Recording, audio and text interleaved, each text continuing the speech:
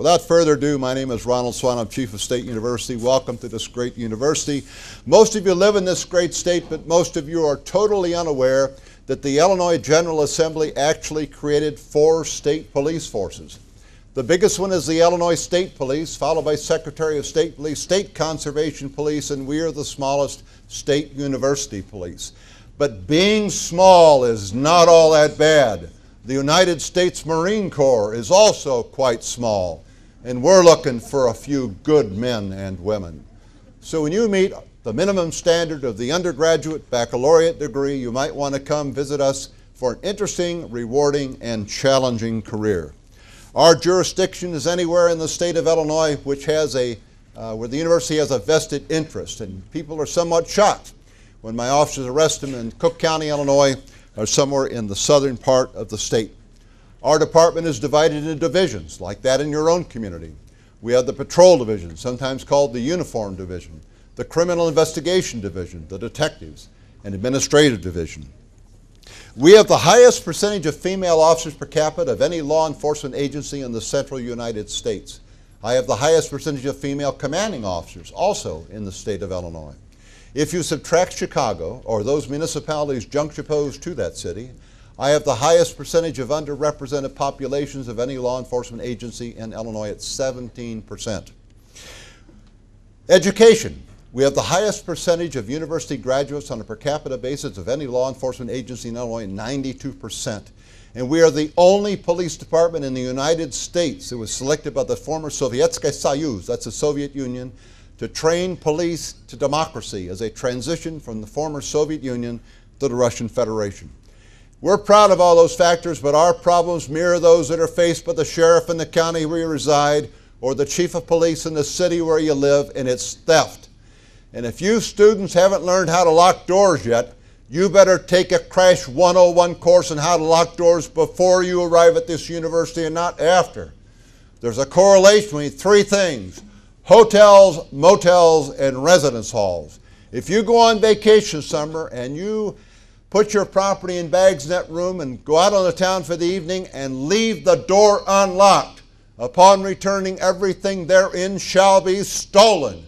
And that's exactly what's going to happen to you at this university. On the flip side of the very same coin, if you lock the door of the hotel, the motel, the residence hall room door, the chance of forced entry is almost non-existent.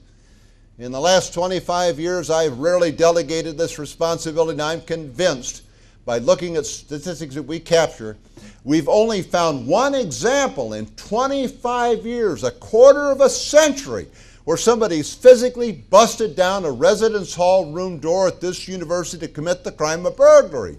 You probably can't say that about your own community. But one of my major problems is the crime of burglary, because in the criminal code of the state of Illinois, you do not need the element of force to constitute the crime. So what am I saying to you? What you lock is what you keep. Now another issue, who's doing the stealing around here? It's not a bunch of crazies. It's typically students stealing from students. You need to engrave your driver's license number or that of your parent on the property and items you're going to bring to this university. Do not use a Social Security number. No law enforcement agency in the United States can track a Social Security number. Now on this master list that you're going to create, you need serial numbers of the property you're going to bring, the make, the model, the description. It'll help you 2 ways. Number 1, if you have a homeowner's insurance policy, a rider or attachment to that policy, the insurance company require all the information I have before described. Secondarily, if the property is stolen, and if you students leave your residence hall room unlocked for 30 seconds, it will be stolen. It'll help us, the law enforcement community, get that property back to you, the rightful owner. But don't leave the master list in the residence hall room. You know where I'm going with this, don't you? You got it, they'll steal your master list too. Now another issue. For the first few years of your lives, you students crawled by this device, and then you walked by this device. You've probably never operated this device because your mother always did your laundry. Now, I'm not going to talk about how you operate washing machines, but I want to give you some solid advice. And that's when you come to this university and you do your first load of wash. Stay with the washing machine, because if you fail to do so, upon returning you may have absolutely nothing to dry. Laundry is a hot item at Illinois State University, into the thousands of dollars each year. Bicycles. If you're going to pack up your $500 bicycle and you're going to bring a $1.50 lock to hold it, it's going to be stolen off the back of your car before you get stopped at move-in. My recommendation, you go to the junkyard. You buy the rustiest piece of junk you can find that's mechanically safe and a good cable lock. And then you weave it between the front tire, the frame, the back tire, and the bike rack. The motto again is you keep what you lock. We collected 57 front tires last year. The only part of the bicycle secured to the bike rack, everything else was gone. The question I would ask if I were you parents is, how safe is my son or daughter at Illinois State University? They are as safe here as they are in your own hometown.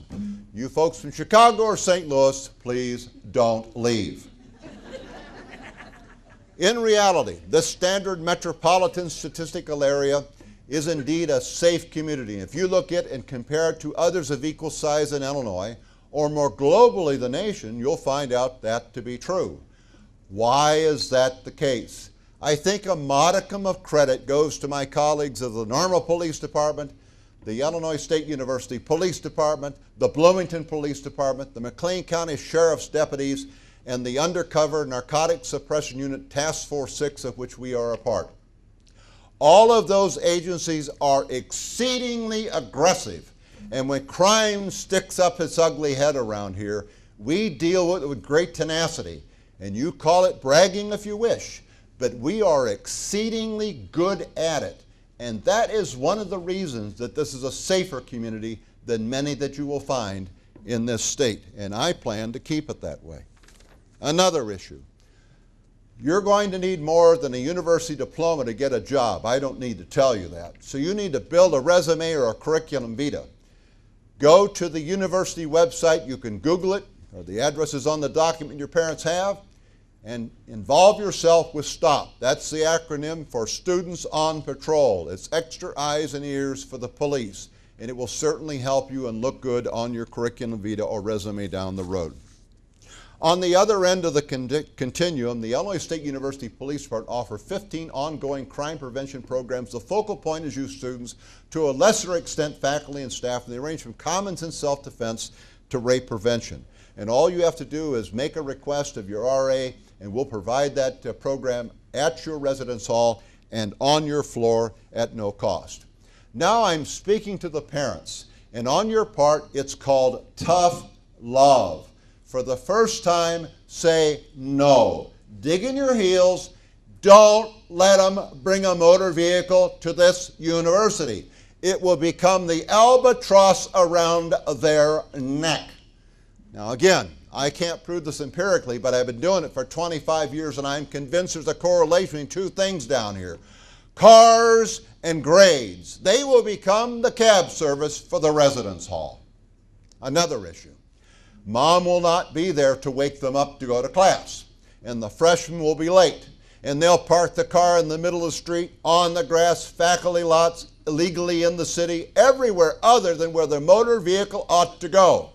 It takes us on average 7.5 minutes to get the tow truck to the bumper.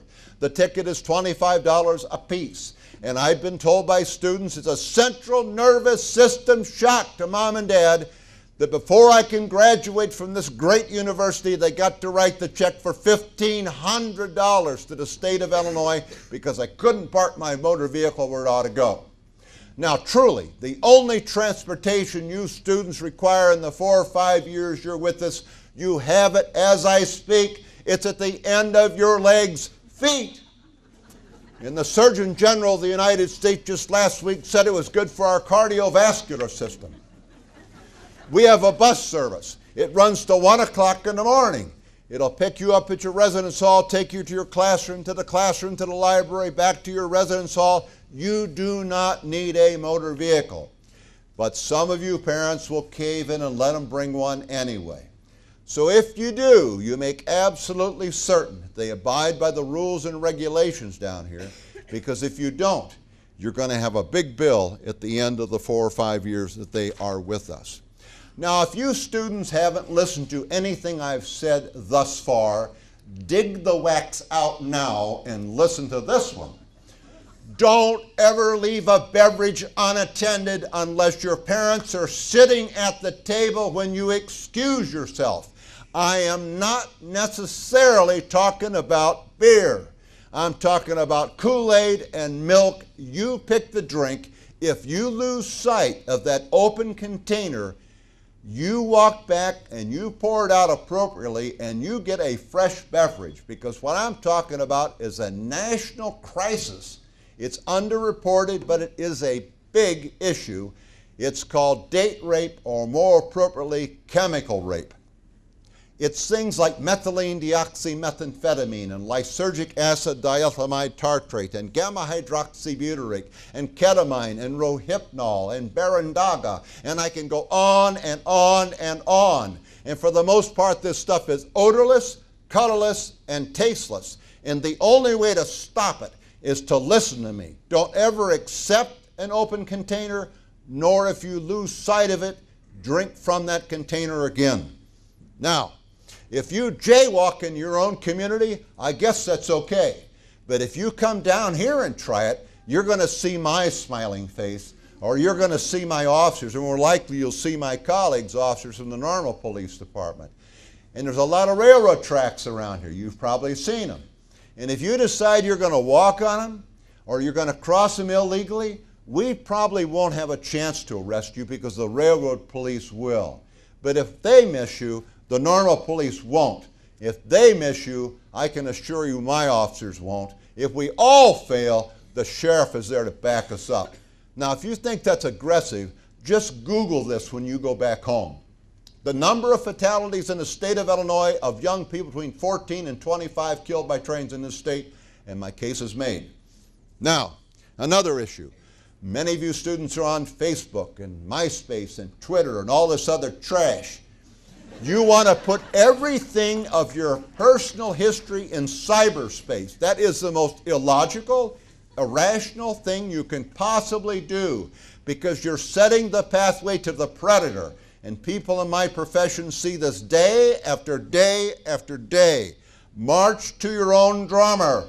Don't put personal history in cyberspace. Now, if you have a skateboard, I think that's really cool. But you go home and visit it on the holidays because you don't bring it to this university. Skateboards are illegal on state-supported property. Another issue, move in. Can I describe this in one word in this forum? Hectic. Every officer in the department, from myself all the way down to the most junior rookie, all detectives are put in uniform. All liberty and recreation's canceled for the entire police force. Do you know where I'm going with this? Because mom will look at dad, or dad will look at mom and say, we're going to beat the crowd. If you'll move in at the time the university gives you as your move-in date and time, you shall not have a problem. But if you decide you're going to be the first one at this university, remember that 5,000 other people will do the same thing. And for the last 25 years, and I see no reason it'll change, it's 100 degrees and the sun's out on that August day. And if you don't listen to me, you're going to be stuck in a line. And it's 100 degrees, so the air conditioner's on the car. It's stationary, so the car will overheat. Then dad will overheat, or both. And then you got the guy like last summer with the Winnebago, who brought everything the child ever owned to this university. Now the roommates are going to do the same thing, and this room is about 8 by 8 square. Now if you're going to bring your son or daughter down here, put them on the curb and give them a firm handshake and say, it's been a privilege.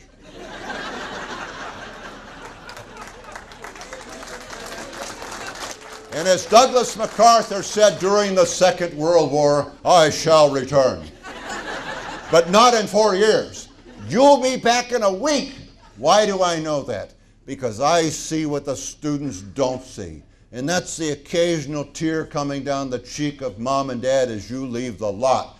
So why are you bringing skis and boots and scarves and Mackinaws? It's 100 degrees out there. You need 3 people to pull this off. Driver, student, helper. This is the way it works. You get to the residence hall, my police will get you into a parking bay. Upperclassmen will help you unload the property. The student, not dad, you're an adult now. You go in and get the key to the residence hall room and get the pallet provided by the university to put the property on. The driver stays with the motor vehicle, period.